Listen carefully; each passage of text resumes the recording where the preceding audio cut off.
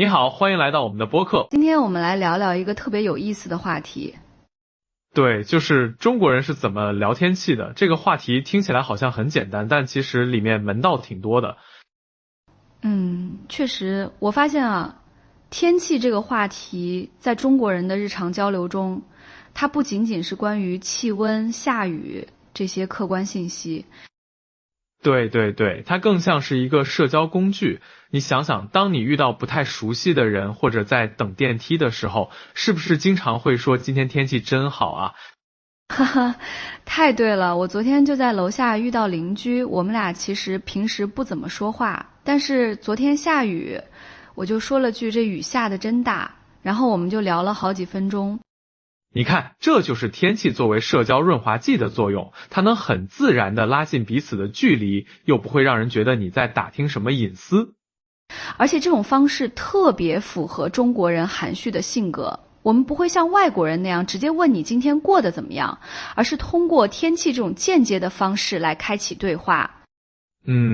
这个观察很有意思。我记得在商务场合初次见面的时候，一句今天北京的天气真不错，不像前几天那么冷，既能展现你的细心，也能为接下来的正式谈话营造一个轻松的氛围。对，而且你发现没有，中国人描述天气的词汇特别丰富，不像英语里面就是 sunny、rainy、cloudy 这些，我们的表达方式要生动得多。这个我深有体感。比如说形容阳光明媚，我们会说艳阳高照，阳光灿烂，听起来就很有画面感。还有形容下雨的细雨蒙蒙、倾盆大雨、瓢泼大雨，每个词都能让人想象出不同的雨的样子。对，还有形容风的微风拂面、狂风大作、寒风凛冽，这些词汇本身就带有强烈的情感色彩。而且我们还有很多与天气相关的成语和俗语，这些都是中华民族长期观察自然总结经验的智慧结晶。比如风和日丽，一听就知道是描绘美好天气的，让人心情愉悦。还有晴天霹雳，虽然说的是天气现象，但实际上是形容突如其来的变故，带有震惊和意外的情绪。雨后春笋也很有意思，表面说的是雨后的自然现象，实际上比喻事物大量涌现，生机勃勃。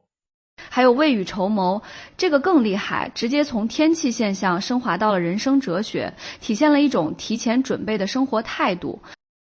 对，还有很多预测天气的俗语，比如朝霞不出门，晚霞行千里。虽然不完全科学，但却体现了人们对自然的敬畏和观察。这些俗语其实挺有意思的。我小时候，我奶奶经常说燕子低飞要下雨。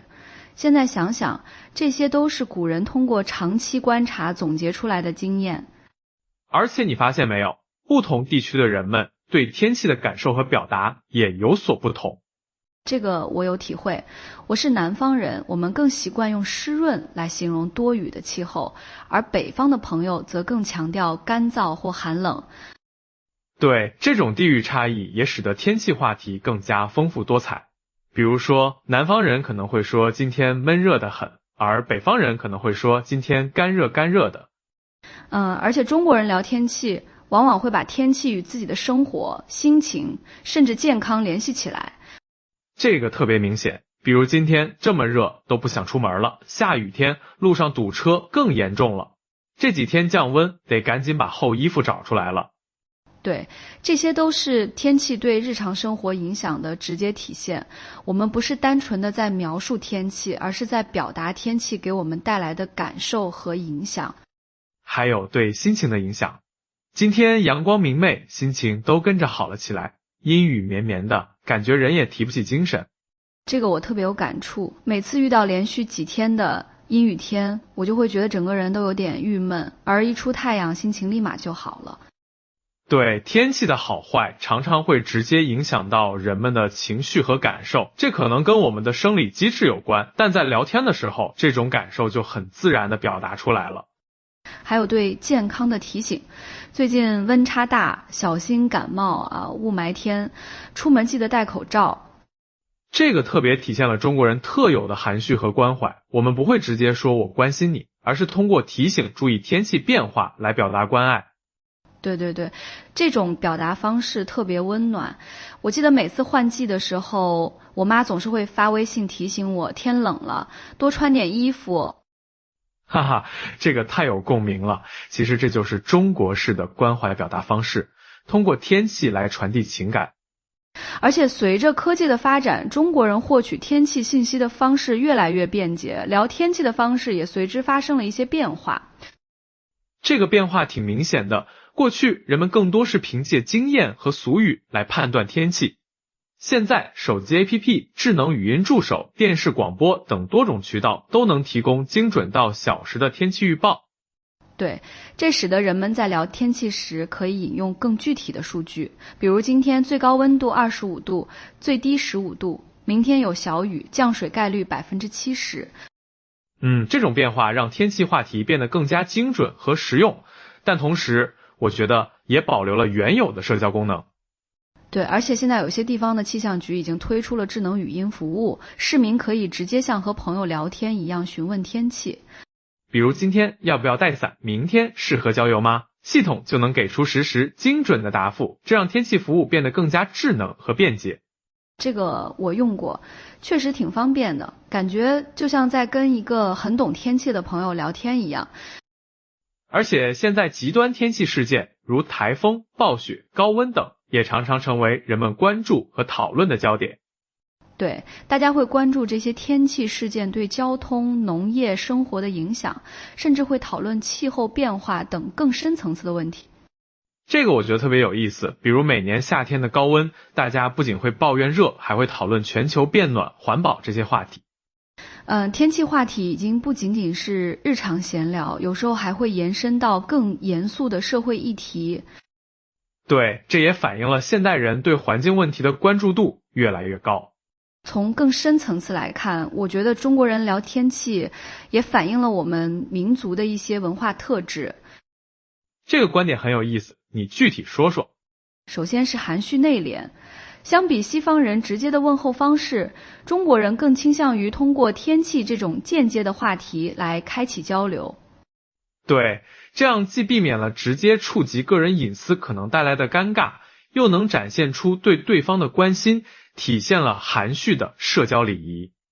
还有集体意识，天气是每个人都会遇到的共同话题，通过聊天气，人们可以找到共同点，增强彼此的联系感和归属感。这个我深有体会，比如遇到极端天气的时候，大家都在聊同一个话题，就会有一种我们都在经历同样的事情的感觉。对对对，这种共同体验会让人们感觉更加亲近。还有对自然的敬畏与顺应。中国的农耕文明历史悠久，天气对农业生产至关重要。所以中国人自古以来就对天气有着深刻的理解和敬畏之心，并形成了顺应自然的哲学思想。这种对自然的关注也体现在日常的天气交流中。我们不是要征服天气，而是要适应它，理解它。对，这跟西方的一些观念还是有区别的。我们更强调与自然和谐相处。而且你发现没有，中国人聊天气的时候，经常会带有一种哲学思考的色彩。怎么说？比如天有不测风云，这句话表面上说的是天气变化无常，实际上是在感慨人生的不可预测。哦，对对对，还有风雨同舟，说的是在恶劣天气中同乘一条船，比喻在困难中团结合作。雨过天晴也是，字面意思是雨停了天放晴了，实际上是在表达困难过后会有好转的希望。这些表达方式都很有意思，把天气现象和人生哲理结合在一起。对，这也体现了中国文化的一个特点，就是善于从自然现象中领悟人生道理。而且我发现不同年龄段的人聊天气的方式也有所不同。这个观察很细致，你说说看。比如老年人更喜欢用传统的表达方式，会说一些俗语、谚语，而年轻人可能更多的引用天气预报的数据。对，而且老年人聊天气的时候，经常会联系到身体健康。这天气一变，我这老腰又开始疼了。哈哈，这个太形象了，我奶奶就经常这样说。而年轻人可能更多的会联系到出行计划、穿搭选择，这些明天下雨，我得重新考虑穿什么了。对，这也反映了不同年龄段关注点的差异。还有职业差异，比如农民朋友聊天气，更多关注的是对农作物的影响。建筑工人可能更关心天气对施工的影响，司机朋友更关心对交通的影响。对，这些都让天气话题变得更加丰富和立体。而且我觉得在不同的社交场合聊天气的方式也不一样。比如说，在正式的商务场合可能会比较简洁礼貌，今天天气不错。在朋友聚会时可能会比较随意，这鬼天气热死人了。对，语言的正式程度会根据场合调整，但天气作为开场白的功能是一样的。还有在网络聊天中，天气话题也有了新的表达方式，比如各种表情包、emoji， 让天气话题变得更加生动有趣。对，一个太阳的表情包，一个雨滴的 emoji， 有时候比文字更能表达感受。而且现在很多人会在朋友圈分享天气相关的内容，配上自己的感受和照片。这也是天气话题在社交媒体时代的新发展。对，从某种程度上说，天气话题的社交功能不仅没有减弱，反而在新的平台上得到了延伸。而且我发现中国人聊天气还有一个特点，就是经常会进行比较。对，比如今天比昨天热多了，这个冬天比去年暖和，南方的雨比北方的雨温柔。哦，这个观察很有意思，通过比较来加深对当前天气的感受和理解。对，而且这种比较往往会引发更多的话题，比如说到这个冬天比去年暖和，可能就会聊到气候变化、环保等话题。还有地域比较，我们这里的天气比你们那里好多了，这种比较中还带有一种地域自豪感。对，我记得有一次跟东北的朋友聊天，他说你们南方人根本不知道什么叫真正的冬天。这种比较其实也是一种交流方式，通过对比来分享各自的经历和感受。而且中国人聊天气的时候，还经常会表达一种期待或者愿望，比如希望明天是个好天气，但愿这雨快点停。对，这种表达方式体现了人们对美好天气的向往，也反映了天气对人们心情的影响。而且有时候这种期待还会带有一种仪式感，比如重要活动前，大家都会关注天气预报，希望有个好天气。对，结婚的时候特别明显，大家都希望是个晴天，觉得这样比较吉利。这也体现了天气在中国文化中的象征意义。好天气往往被赋予了积极正面的含义。而且我发现中国人聊天气还有一个有意思的现象，就是经常会带有一种无奈或者调侃的语气。比如这天气真是没谁了，老天爷今天心情不好啊。对，这种拟人化的表达方式特别有趣，把天气当作一个有情感的存在。这种表达方式既幽默又亲切，让天气话题变得更加生动。而且通过这种调侃，人们也在某种程度上释放对恶劣天气的不满情绪。对，这是一种很健康的情绪表达方式。还有一个现象就是中国人聊天气的时候经常会联系到季节变化。春天来了，万物复苏，秋高气爽，正是好时节。对，这种表达方式体现了中国人对季节轮回的深刻理解和感受。而且每个季节都有其特定的天气特征和文化内涵，这让天气话题变得更加丰富。比如春天的春雨贵如油，夏天的烈日炎炎，秋天的秋高气爽，冬天的雪花纷飞。这些表达都带有浓厚的诗意和文化色彩。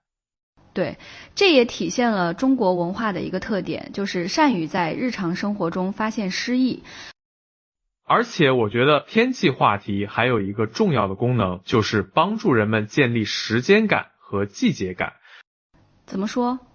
比如通过聊天气，我们能感受到时间的流逝，季节的变化，不知不觉又到了穿秋裤的时候了。哦，对，这种表达方式让抽象的时间概念变得具体和可感。而且在快节奏的现代生活中，天气话题也提醒我们关注自然，保持与自然的联系。这个观点很有意思，确实，通过聊天气，我们在某种程度上保持了对自然节律的感知。对，这可能也是天气话题在现代社会依然重要的原因之一。而且我发现中国人聊天气还有一个特点，就是经常会带有一种集体记忆。集体记忆？对，比如记得2008年那场大雪，去年夏天那次台风，通过回忆共同经历的天气事件，人们分享集体记忆。这个很有意思，天气事件往往会成为时间的标记，帮助人们回忆和定位过去的经历。对，而且这种集体记忆也增强了社区感和归属感。特别是一些极端天气事件，往往会成为一代人的共同记忆。比如北京人经常会提到2008年的那场大雪，南方人会记得某次台风或者洪水。